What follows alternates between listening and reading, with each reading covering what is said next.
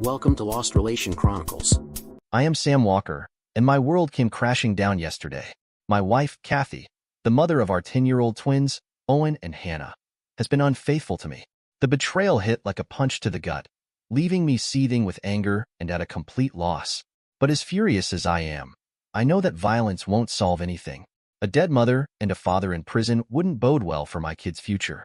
The truth is, I had already been thinking about divorce before I found out about Kathy's affair with her boss, Eric Langston. Now, it's no longer a question. It's a certainty. I can't stay in this marriage, not after everything. Divorce seems inevitable, and I'm okay with that. But I won't lose much from it anyway. I've been working odd jobs over the past year: plumbing, lumberjacking, construction work, even assisting a private investigator.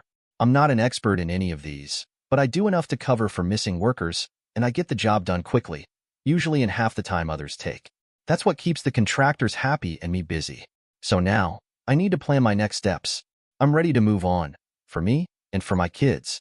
My wife, Kathy, is a successful lawyer, the kind of woman who seems to have everything figured out. It's almost a cliché, the simple-looking girl with the great body who got pregnant by the no-good jock and married him. She built her career, moving up the ranks in law, while I've been drifting between jobs, still searching for where I fit in. In a way, I'm the husband who lives off her earnings, though the irony is that in a divorce, I might even qualify for alimony. Her demanding career keeps her out of the house most of the time, and that's what worries me about the kids.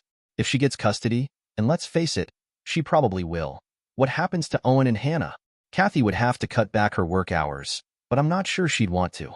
Even if she did, would she know how to handle them? I'm the one who's been around for them more often, making sure they're fed, safe, and doing all right. Do I blame myself for her affair? No, I don't think I'm some passive doormat who contributed to it. I've always been clear about what I am and am not willing to tolerate, and her betrayal crossed a line that I can't ignore. I know who I am, and I won't lose myself trying to fix something that's already broken. When I found out about the affair, I wondered if I were being strung along until she found better prospects. This happens a lot in marriages, but most of the time partners hang on long enough till the rough patch of the marriage gets over. I think it goes with the territory, hanging on through the rough patches. Do I have hope for us as a couple in our marriage? The answer is no. I do not see a path to recovery. Yes, I am still in love with my wife, but I fear my future and I am unhappy with my present. I am afraid I will be setting myself up for disaster or disappointment if I overlook this indiscretion. Since finding out about her affair, I have learned a new understanding about myself and my needs. I have redefined my path and my plans. I will need an ex-wife willing to be halfway supportive of me in order that I can continue a decent relationship with my kids. Easing her out of my life, I am sure I will be fine, happy and content, a better person in the long run. So, there you have it. I am a man whose woman is stepping out. What am I supposed to do in these circumstances? How am I to bring it up with Kathy? What about the twins? With all these questions in my mind, I sat down for breakfast on that Sunday morning. Kathy was sitting on the chair opposite mine reading a newspaper. It has been common for her to ignore me for days lately. I was not smart enough to weave a yarn with her anyway. I had barely finished my cup of coffee when she said, "I will be going out today. I have a day at a spa planned with Maria and Tammy. It might be late by the time I come back. We plan to go shopping, and then we will spend some time at the disco on 12th Street. How will we get a babysitter with this short notice?" I asked her, "Why? Do you have plans?" "I am going apartment hunting with Fred." "Fred? Moving out of his house? I thought he was getting along well with Wilma," she said. "No, Fred is not moving out," I said. This got her attention, and she neatly folded the newspaper and kept it on the dining table. She measured her words well while asking me, "Are you moving out? Is the apartment for you?" "Yes, I have been thinking about it for a long time. You and I married for all the wrong reasons. Do not get me wrong, I am not sorry about the kids. They mean more to me than life itself. But, let's face the facts. I am not an equal to you. I can never be the husband and life partner that you want. When you take a break from work and look around in a few years, you will get rid of me anyway. At that time, you will have all the options in the world. You will be rich, free of the hassles of bringing up babies, and you will still be an incredibly beautiful woman. The only one losing out will be me because I will be a poor nobody with a failed marriage behind me. If I work on a new relationship right now, maybe I can find a woman who will be happy to live the life I can afford. In a trailer home somewhere on the outskirts of the city. I am realist and I want to ground my feet again." She looked at me hard but did not reply. Then, with an elegant swoop, she got up and went to the living room. As I did the dishes, I saw her pacing in the living room talking on her mobile. When I stepped into the living room after doing the dishes, she was seated on the couch deep in thought. When she realized that I was in the room, she looked at me. There were tears in her eyes. Not overflowing, but a hint of them. "I have canceled the day at the spa," she said, and then asked me, "Can you skip apartment hunting today and talk?" "I can do that, but there will be little good to come out of a talk. I realize you are used to me now, and you will miss me when I'm gone, but it will get better with time. I am only a mute companion who takes care of your house and our children. Trust me, a good housekeeper can do all this, even more efficiently. I will call Fred to let him know we will go apartment hunting next Sunday." I went to the phone in the corner of the living room and made the call. When I came back to sit down with her, I saw that she had a glass of white wine and a beer on the table. I grabbed the beer and sat down. "So, what do we do now? Talk? I'm not very good at it, but let's do it anyway. What prompted you to spell the end of our marriage?" She went right for the jugular. "I have already said my piece on that. You deserve better. What you deserve is an educated man who can talk to you while you have your breakfast. You need a man who can take you to parties, someone you can introduce to your educated white-collared friends. You deserve a husband who is not a beer-guzzling simpleton. But there is another reason that drives my decision. We married for the wrong reason. We married because you were pregnant. We married because it seemed the right thing to do at the time. I will be honest to you, as I have always been. I was not in love with you when we married. I was a convenient lay for you. You were too busy with your studies and your new job to form a relationship. You met me, the guy who made you feel great in bed, and with whom there was no chance of any emotional complications." She tried to speak at this time and I stopped her. "You asked me a question. Please allow me to finish my reply. You will get enough opportunities to cross-examine me during your rebuttal." Her eyes widened for a moment when she realized that I actually knew how to speak. In the beginning of our marriage, she used to practice in front of me, and I had picked up a few words here and there, and even some of her mannerisms. When we started sleeping together, I knew my position. I was the relief guy. You came to me twice a week like clockwork and had your fill of sex. I never dreamed that I would end up being married to you. I knew you married me because you thought it would be easier to have children around with some help, rather than being a single mother. But then I did something stupid. Once we got married, I fell in love with you. Sure, it was not the love that is written about in Harlequin romances, but mine was love of a common man for his beautiful and charming wife. I stopped to catch my breath. Try as I may, I could not get rid of the feeling of loss and despair that engulfed me at that moment. Now her eyes had tears, and a few teardrops rolled down her silky smooth cheeks. I leaned and wiped the tears away. "It kills me to be the reason why you are crying, but when you hear me out you will know it is all for the best. In our 6 years of marriage, I have been a dutiful husband and have done everything to keep the flame alive. I remember hearing you one morning on the phone talking to Betty and telling her that you thought you were gaining weight and wanted to join a gym. I knew that you did not have enough time to join a gym and make a routine of it, so I did the next best thing. I built you a home gym. I will tell you something about the gym, something that you do not know. I did not take a penny from our joint accounts while building the gym. Every penny that went into the gym was mine. I sold my baseball cards for the money. These cards were collected by my grandpa and my pa, and there were some additions that I had made in my days as a contract player for the club. I sold them online and got about $12K for them. It was enough for the equipments and the fixtures, but did not cover for labor. So, I did what I do best. I invested my sweat and blood in it. I had to get 8 stitches for one of the wounds that I got during a small mishap. I took a swing of the beer and continued. "You have used it every day since then, but it is funny you never thanked me for it. You said it was wonderful and how it solved all your problems, and you even showed it off to your friends when they came around, but I am sure not one of them knows that it was my idea and my efforts that built the gym." By now, I could see that she was dying to say something, but I continued. "Do you remember the first time you threw a party for all your colleagues at the house? It was the day you made a junior partner. You asked me to get all the things arranged, and then you asked me if I would mind spending the evening bowling because I would be bored by the conversation at the party. I stayed away, of course. I knew my limitations, and I did not want to be an embarrassment to you. But I can tell you now that it hurt like hell. I did not go bowling. I went to a pub across town where I was sure of not running into any of my friends, and I sat alone in a booth and cried. That was about a year ago. On that night, I made a decision that I would bow out easily and not give you any further opportunities for putting me down. Call me a fool, call me a chicken, but I could not admit that it had to be done quickly. Because I delayed. I did give you opportunities to put me down, and you took them. Do you remember the day you came home all worked up because one of the cases you were working on suddenly had new evidence, and you had to analyze it all in one night? I think it was the case of the missing bid documents that made you a full partner. Eric had come home with you that day to drop you off, and I entered the living room just as you guys had settled in. Eric asked me, without a please, to get him a beer, and you chimed in that while I was at it, I could get you a glass of wine too. At that moment, Eric, whom I had met only a couple of times, was treating me like a manservant, and you allowed him. Heck, even participated in my humiliation. That was 6 months ago. Since then, I have been saving a little at a time to enable me to move out. I know I am not as educated and as cultured as your friends, but I have been an honest, faithful, and loving husband. I do not have to take this from you or anyone. I am depressed all the time, and my self-esteem has gone into the toilet. Before I married you, I was poor guy, living for himself, but I was full of life. I went dancing, I had fun with my friends, and I loved hanging out with my friends and their wives. Now they avoid me because they know you do not like them. They would much rather not meet me than come between us. I am lonely. I am so lonely that I could die, and no one would miss me except our 2 children. By now Kathy was openly crying. She was looking intently at my face and sobbing. I felt sorry for her, but she would land on her feet. Eric was already in the middle of a divorce, and he would be free to marry her when the dust settled. I don't like the guy at all, but I guess they deserve each other. Kathy ran off the bedroom when she realized that I had said my piece. I sat and drank beer. What else was there to do? It was later in the day, around noon, that she came down.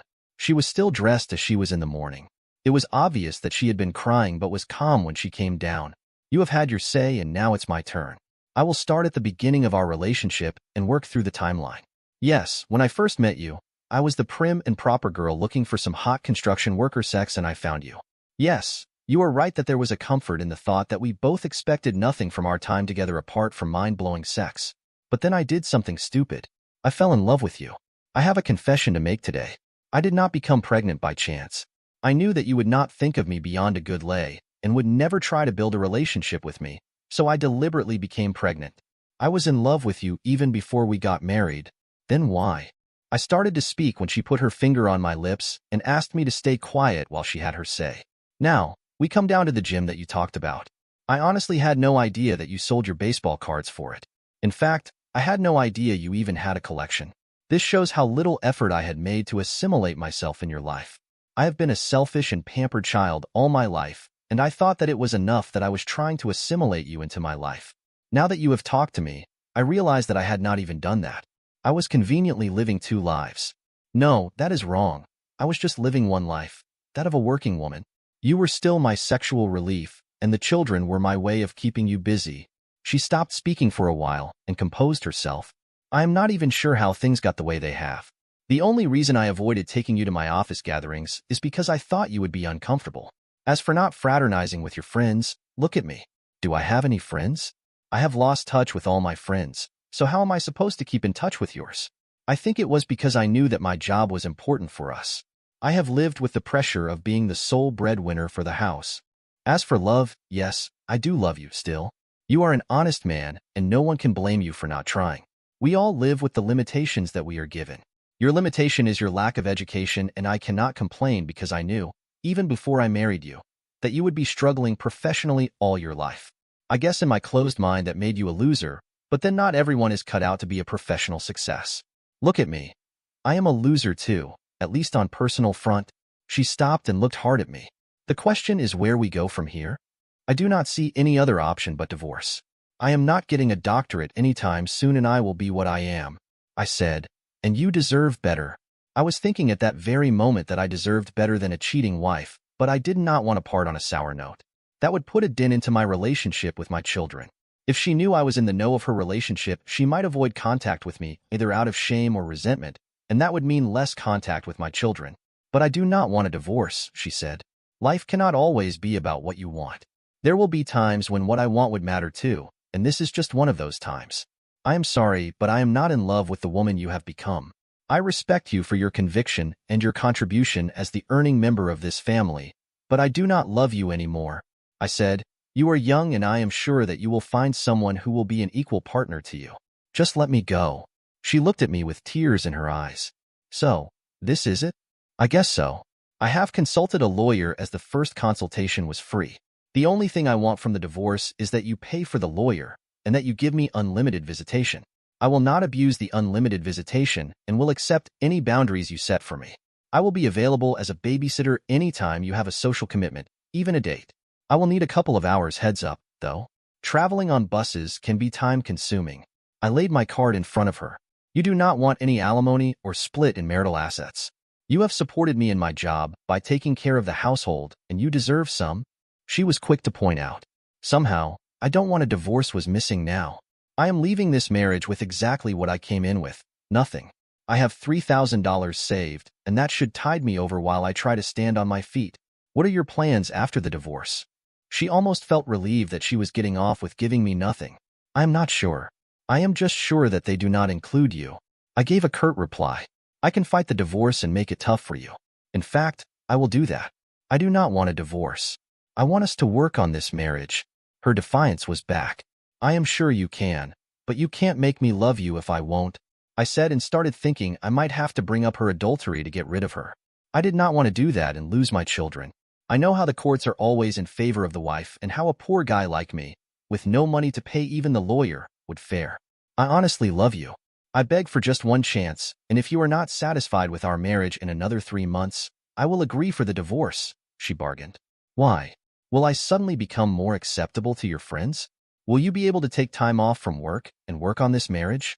Will you be able to wipe out the humiliation that was heaped on me for so long? Just accept it. I will never be good enough for you. Marrying me was a good romantic notion for a young woman, but you are a grown-up now, and you deserve better than an inferior life partner. We had a good run till now.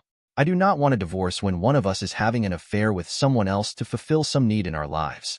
If we divorce now, it will be amicable, and we will still remain friends. I stopped. Okay, if you're hell-bent on this, I will agree. There is no point in flogging a dead horse.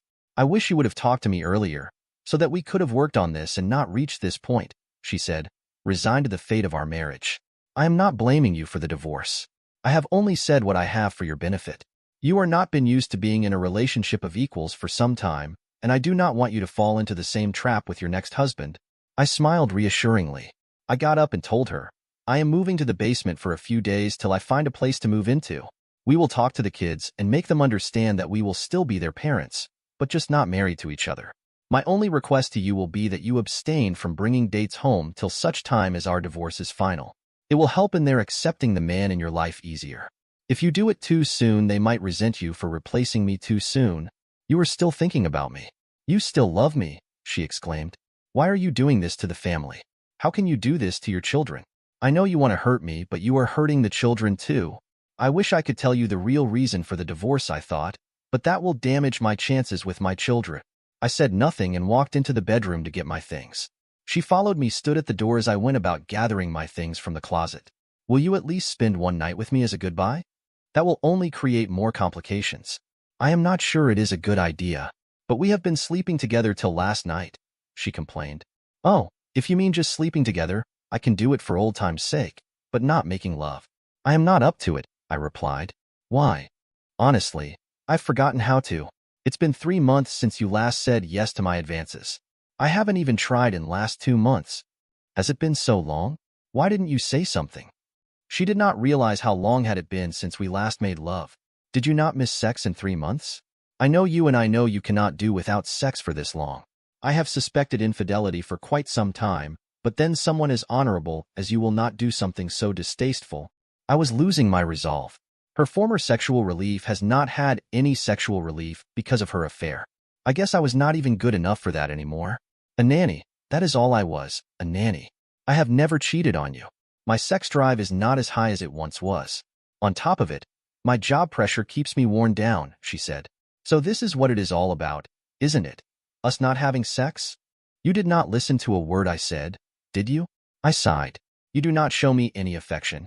You do not think I am socially acceptable in your circle. You do not have sex with me. You do not talk to me unless it is about the children. You do not respect me. What do you do to show me that we are husband and wife? If I did all of that, would you call it a marriage? Fine. If you really feel this way, it is best we go our separate ways, she finally said, irritated. We slept together, and in the morning, while she was at work, I moved all my stuff to the basement. I left the wedding ring and our engagement ring on the bedside table and neatly arranged her clothes in the freed-up space in the wardrobe. I removed all my pictures from the bedroom and replaced them with the photos of our kids. I looked around and removed all the stuff that was mine. I took out 3 suits and 4 pairs of decent costly shoes and packed the rest in a cardboard box and labeled it, "For Salvation Army," and placed them in the garage. Children came and had their lunch, and as always became busy with their studies and games. It was in the evening that I sat down with Kathy to talk to the children and tell them about the impending divorce. "Your mom and I are getting a divorce. I will be moving out of the house soon, and you will continue living here with your mom," I said. Before I could assure them that we still loved them, Owen stood up and Hannah started crying. "It is because Mom is sleeping with her boss, isn't it? Don't divorce because of this." She told him on the phone that she was just sleeping with him but loved you. "She still loves you," Owen shouted and ran to his room. I just took Hannah in my arms and calmed her crying while Kathy just sat there waiting for the sky to fall. I took Hannah to her room and stayed with her till she went to sleep. As I came out, I saw Kathy sitting at the exact spot where I left her an hour ago. I poured a glass of wine for her and a beer for myself and went and sat down beside her. "I am sure Owen misheard you. Children have an overactive imagination. Don't feel bad. He will understand once we clarify the matter to him," I said as I sat the glass of wine down for her. "You knew. Your reaction told me that you knew," Kathy said. "You did not look shocked or saddened. You just looked like a deer caught in headlights. Why should it matter? Did I suspect you were having an affair?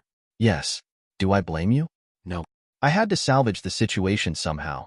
I did not want my relationship with my children to get strained. We haven't made love in a long time, and I know how your body works and how you crave for sex every 3 to 4 days.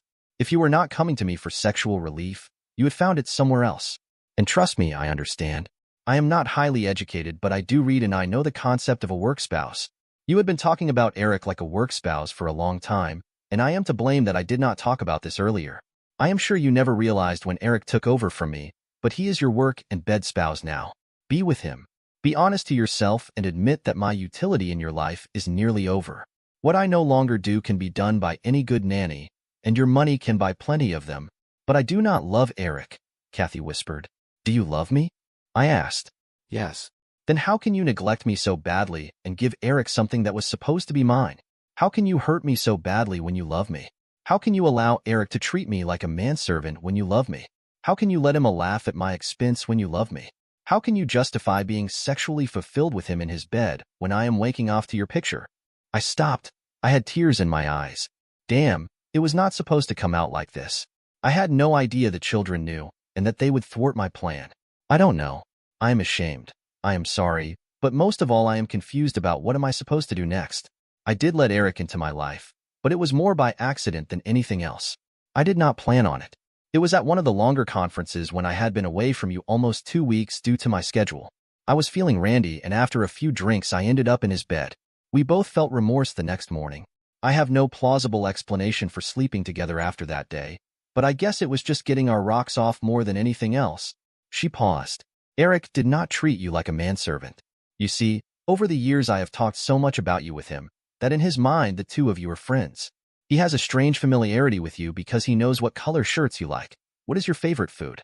In fact, if you were to quiz him about all that you like and dislike, he will score a 100%. He has no idea that I do not talk about him with you.